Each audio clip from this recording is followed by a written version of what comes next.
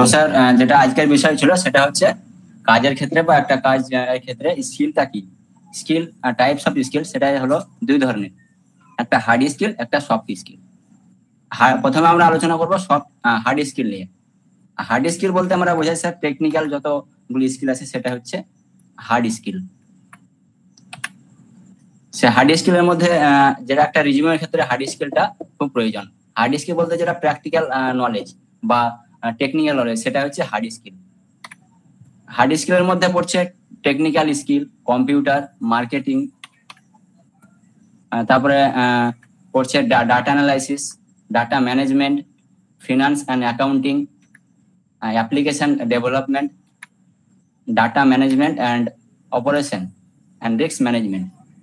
এগুলোর মধ্যে sir marketing মানে আমাদের কোনো একটা কাজের ক্ষেত্রে বা যখন আমরা কোনো কোম্পানি বা কোনো গভর্নমেন্ট সেক্টরে কাজ করবো তখন স্যার মার্কেটিং বিষয়টা আমাদের জানতে হবে। তারপরে স্যার যেটা মেন ব্যাপার সেটা হচ্ছে sir finance and accounting. Sir হিসাবপত্রের ব্যাপারটা আমাদের জানতে হবে। যে কোনো সেক্টরে কাজ করতে গেলে গভর্নমেন্ট হোক বা প্রাইভেট হোক সেখানে আমাদের হিসাবপত্র ব্যাপারটা জানতে হবে। যেটা লাস্টে বিষয় সেটা হচ্ছে রিস্ক ম্যানেজমেন্ট। কোনো একটা কাজ করার ক্ষেত্রে যে নিজের একটা রিস্ক নিয়ে কাজটা করা এবং কাজটা সাকসেস হওয়া সেটা হচ্ছে রিস্ক ম্যানেজমেন্ট। তারপরে স্যার আছে skill, soft skill. Soft skill বলতে বোঝায় নন টেকনিক্যাল স্কিল, অর্থাৎ কাজটা আমরা কিভাবে করব। সফট স্কিলকে আমরা আর এক কথায় বলতে পারি কমন স্কিল, বা অন্য ভাষায় বলতে পারি এটা অন্য ভাষায় বলতে পারি পিপল স্কিল বা ইমোশনাল ইন্টেলিজেন্স বলতে পারি। সফট স্কিলের মধ্যে পড়ছে প্রবলেম সলভিং। প্রবলেম সলভিং বলতে বোঝায় কোনো একটা কাজের করার ক্ষেত্রে যদি কোনো সমস্যা হয় সেই সমস্যাটা সমাধানে হচ্ছে প্রবলেম সলভিং, সেটা হচ্ছে সফট স্কিলের মধ্যে পড়ে। তারপরে কমিউনিকেশন। যে কোনো ল্যাঙ্গুয়েজে বা যে কোনো ক্ষেত্রে কমিউনিকেশনটা হচ্ছে মেন। যে কোনো গ্রুপের সঙ্গে বা যে কোনো সেক্টরের সঙ্গে কমিউনিকেট করার জন্য সেটা হচ্ছে সফট স্কিল। তারপরে অ্যাডাপ্টেবিলিটি। যে কোনো পরিবেশে বা যে কোনো ক্ষেত্রে যে কোনো পরিস্থিতিতে নিজেকে মানিয়ে নেওয়া বা সেই পরিবেশে মানিয়ে নেওয়া সেটা হচ্ছে অ্যাডাপ্টেবিলিটি। Critical thinking. কোনো একটা কাজ করার ক্ষেত্রে যদি কোনো ক্রিটিক্যাল যদি প্রবলেম হয় সেই প্রবলেমটাকে সলভ করার জন্য যে থিঙ্কিং সেটা হচ্ছে sir critical thinking. Time management. কোনো একটা কাজ সময়ের সাথে সাথে বা সঠিক সময়ে করাটা হচ্ছে টাইম ম্যানেজমেন্ট। এইটুকুই ছিল স্যার। যে পয়েন্টগুলো স্যার বললেন আমরা শুনলাম। যে একটু স্যার যদি আপনার স্লাইডের ফার্স্ট স্লাইডটা আপনি একটু দেন তাহলে ভালো হয়। ফার্স্ট স্লাইডটা।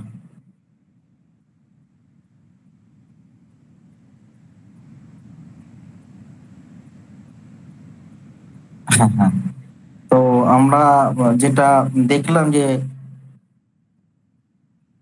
টাইপস অফ স্কিল, অর্থাৎ কি কি ধরনের স্কিলের প্রয়োজন হয়, মানে আমরা কর্পোরেট সেক্টরে বা আজকের দিনে প্রাইভেট বা সরকারি জায়গাতে যখন চাকরি করতে যাই, অর্থাৎ নিজেকে এমপ্লয়ার হিসাবে এস্টাবলিশ করবার জন্য, তৈরি করবার জন্য যে আমরা বলি সব সময় যে আমাদের অবশ্যই মাল্টি স্কিল হতে হবে। অর্থাৎ আমরা যে বিষয়ের ওপর পড়াশোনা করি, যেটা আমার বিষয়, কেউ হতে পারে সেটা গ্র্যাজুয়েশন করছেন নর্মালি বাংলা, ইতিহাস, ভূগোল নিয়ে, কেউ বা হতে পারে টেকনিক্যাল সেক্টরে পড়াশোনা করেছেন, কেউ বা হতে পারে হেলথ সেক্টরে পড়াশোনা করেছেন, প্যারামেডিক্যাল, নার্সিং বা এই ধরনের বিভিন্ন কোর্স নিয়ে। তো সেই স্কিল তো আমাদের থাকেই। পাশাপাশি আজকের দিনে কিন্তু আমাদের শুধুমাত্র একটা বিষয়ে আমি দক্ষ হলেই কিন্তু হবে না। আমরা একটা জিনিস দেখি যে অনেক সময় আমরা যে বিষয়টা নিয়ে পড়াশোনা করলাম, অর্থাৎ কেউ হয়তো আমি একটা ইতিহাস অনার্স নিয়ে পড়াশোনা করেছি, হিস্ট্রি অনার্স বা হিস্ট্রি নিয়ে আমি পাস কোর্সে ব্যাচেলার ডিগ্রি করেছি। তো আমি দেখা যায় যে এই কোর্সটা কমপ্লিট করার পর আমি গ্র্যাজুয়েট হওয়ার পর আমি একটা জায়গায় কাজ করছি, একটা সংস্থাতে। সেই সংস্থা যেটা আমার জব রোল, অর্থাৎ যে কাজটা আমাকে করতে হচ্ছে, তার সাথে কিন্তু আমি হিস্ট্রি অনার্স বা গ্র্যাজুয়েশন যখন করে এলাম, তখন যে বিষয়গুলো পড়লাম সেখানে আহ ভারতবর্ষের প্রাচীন ভারতবর্ষ সম্পর্কে পড়লাম, মোগল সাম্রাজ্য সম্পর্কে পড়লাম, বা আমাদের মধ্যযুগের ইতিহাস পড়লাম। সেই পড়ার সঙ্গে আমার আজকের যে কাজটা আমি করছি, অর্থাৎ এখন যে জব রোল আমার, যে কাজটা করে আমি উপার্জন করছি, তার কিন্তু কোনো সম্পর্ক নেই। অর্থাৎ ওই পড়াশোনাটা ওইটা কিন্তু এই মুহূর্তে আমার কাজে লাগছে না।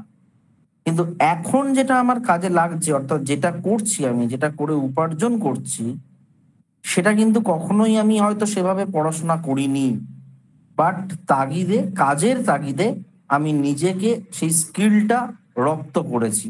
সেই স্কিলটা নিজের মধ্যে ডেভেলপ করেছি। অর্থাৎ আমি নিজেই কিভাবে আমার নিজের স্কিল ছেড়ে আমি নিজে মাল্টি স্কিলড হয়ে উঠেছি, সেটাই হয়তো আমরা কখনো কখনো নিজেদের অজান্তেই আমরা হয়ে উঠি, বুঝতে পারি না। তো শুধুমাত্র যে এটা পড়াশোনার ক্ষেত্রে তা নয়, একটা কর্পোরেট সেক্টরে আজকের দিনে যেতে গেলে নিজের বেশ কিছু ধরনের স্কিলের প্রয়োজন হয়, যে স্কিলগুলোর কথা একটু আগেই স্যার বিশ্লেষণ করে বললেন, বা এখানে যেটা আমরা দেখতে পাচ্ছি যে হার্ড স্কিল বা সফট স্কিলের কথা। স্কিলটাকে দুটো ভাগে ভাগ করা হয়েছে, হার্ড স্কিল এবং সফট স্কিল। হার্ড স্কিলের মধ্যে স্যার যে পয়েন্টগুলো একটু আগেই বললেন, যে আমার স্ট্যাটিস্টিক্যাল অ্যানালাইসিস বা আমার টাইপিং স্পিড বা আমার কম্পিউটার নলেজ, এই যে জিনিসগুলো আছে, সেগুলো আমার হার্ড স্কিল। আর সফট স্কিলের মধ্যে আমার কি ধরনের লিডারশিপ কোয়ালিটি আছে, অর্থাৎ আমাকে যদি একটা টিম ওয়ার্ক করতে হয়, আমি কি করে সুদক্ষ নেতৃত্ব দিয়ে আমার সাবঅর্ডিনেট, আমার নিচে যে 5 জন আছে তাদেরকে নিয়ে আমি কিভাবে কাজ করব, কিভাবে কমিউনিকেশন করব। অনেক সময় আমরা দেখি একটা সংস্থার মধ্যে অনেকগুলো লেয়ার যদি থাকে, অর্থাৎ আমার উপরে ওপর মহল আছে, তার উপর মহল আছে, তার উপর মহল আছে, যদি মাল্টি লেয়ার হয়, সেক্ষেত্রে একটা কমিউনিকেশন গ্যাপ তৈরি হয়ে যায়। অর্থাৎ ওই কমিউনিকেশনটা উপর থেকে নিচ পর্যন্ত বা নিচ থেকে উপর পর্যন্ত যেতে গিয়ে কোথাও একটা গ্যাপ থেকে যায়। তাই যত ওই লেভেলটা কম হয় একটা সংস্থার ক্ষেত্রে, সেক্ষেত্রে এই কমিউনিকেশনটা আরো ভালো এফেক্টিভ হয়। ক্রিটিক্যাল থিঙ্কিং এর কথা বললেন, কি করে আমরা কোনো একটা প্রবলেম সলভ করব, যে কোনো মানে একটা আমাদের সংস্থার প্রেসিডেন্ট স্যার সবসময় একটা কথা বলেন, যে কঠিন সময়ে কিভাবে আমি আহ, এই হার্ডেল গুলোকে টপকাবো, সেটাই হচ্ছে বুদ্ধি। যে কঠিন সময়ে আমি যখন আমার সামনে চ্যালেঞ্জ আছে, সেই চ্যালেঞ্জটাকে আমি কি করে অ্যাকসেপ্ট করব, এবং সেটাকে অ্যাকসেপ্ট করে আমি চ্যালেঞ্জটার মোকাবিলা করে আমি ওটাকে জয় করব, ওই হার্ডেলটাকে টপকাবো, সেটাই হচ্ছে মানে আমার উপস্থিত বুদ্ধি। এই থিঙ্কিংটা অবশ্যই নিজের মধ্যে ডেভেলপ করা উচিত। তো এই ধরনের স্কিলগুলো বা টাইম ম্যানেজমেন্ট, আমরা অনেক সময় দেখি যে আমাদের হয়তো নির্দিষ্ট একটা অফিস টাইম বা অফিসিয়াল ওয়ার্ক থাকে, যে কোনো জায়গাতে, যে কোনো কর্পোরেট সেক্টরে আমরা গেলে দেখি। কিন্তু একটা নির্দিষ্ট কাজ আমার সারাদিনের মধ্যে যেটা করার কথা, সকাল 10টা থেকে সন্ধ্যে 6টার মধ্যে বা বিকেল 6টার মধ্যে, আমরা দেখা যায় সেই কাজটা হয়তো করে উঠতে পারলাম না, বা সেই কাজটাকে আমরা ইচ্ছা করেই খানিকটা দেরি করলাম, যে আমি কাজ করছি বিষয়টা বোঝানোর জন্য সন্ধ্যে 7টা 8টা করে দিলাম। কিন্তু কাজটা হয়তো আমি যদি এফেক্টিভলি বা এফিসিয়েন্টলি যদি কাজটা করতাম, তাহলে হয়তো বিকেল 4টের মধ্যেই আমার কাজটা কমপ্লিট হয়ে যাওয়ার কথা। বা এই কাজকে অনেকে করে কি আজ নয় কাল, এই টাইম ম্যানেজমেন্ট করতে পারে না, মানে প্রায়োরিটি বেস করতে পারে না। হয়তো অনেক সময় দেখা যায় কিছু কিছু সময় আমাদের হাতে একটু কাজ কম থাকে, কিছু কিছু সময় আমাদের হাতে আবার কাজ অনেক বেশি থাকে।